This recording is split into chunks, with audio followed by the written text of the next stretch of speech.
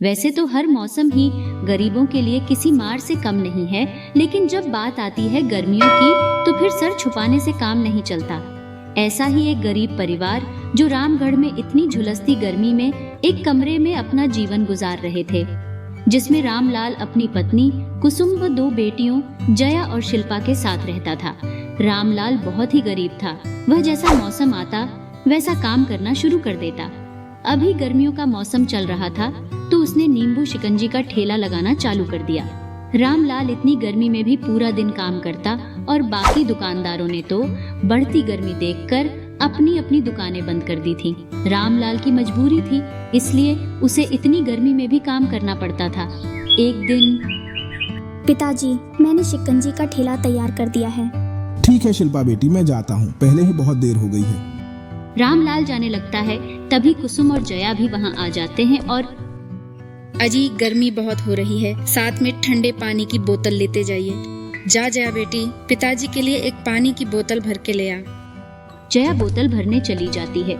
रामलाल की स्थिति इतनी खराब थी कि वह अपने परिवार का भरण पोषण बहुत मुश्किल से कर पा रहा था। जया पानी की बोतल भर के ले आती है और पिताजी, पानी तो बहुत गर्म है। आप ठेले पर जाओगे जहाँ तक तो ये पानी और भी ज्यादा गर्म हो जाएगा।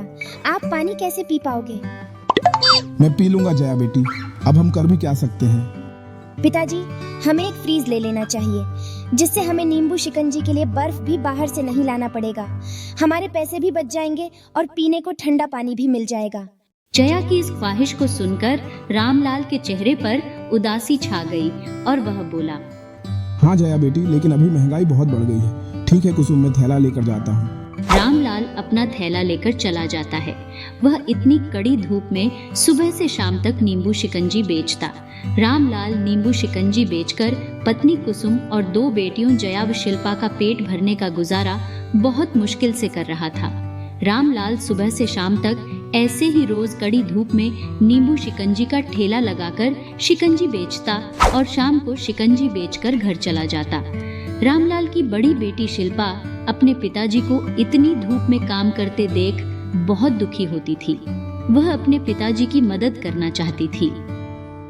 माँ, पिताजी, मैं सोच रही थी कि क्यों ना मैं भी नौकरी ढूंढ लूं। ऐसे घर में खाली बैठने से कुछ नहीं होगा। नौकरी करूंगी तो घर में 2 पैसे भी आएंगे।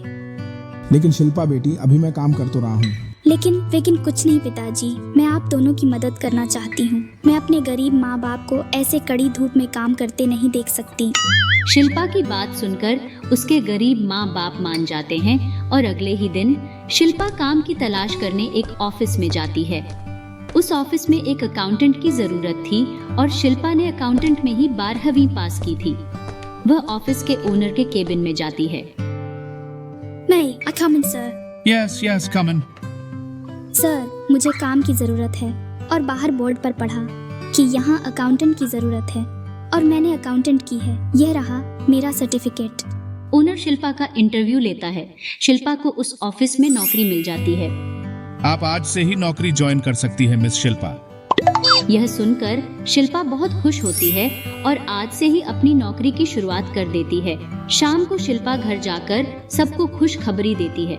सब बहुत खुश होते हैं। अब उनका थोड़ा बहुत बोझ हल्का हो गया था।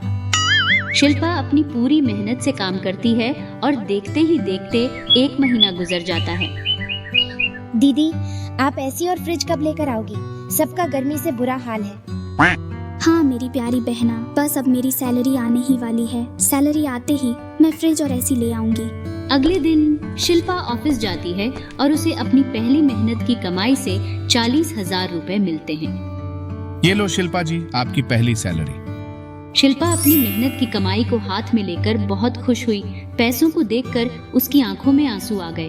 अपनी जिंदगी में इतने पैसे उसने कभी नहीं देखे थे। थैंक यू सर, आपका बहुत बहुत आभार।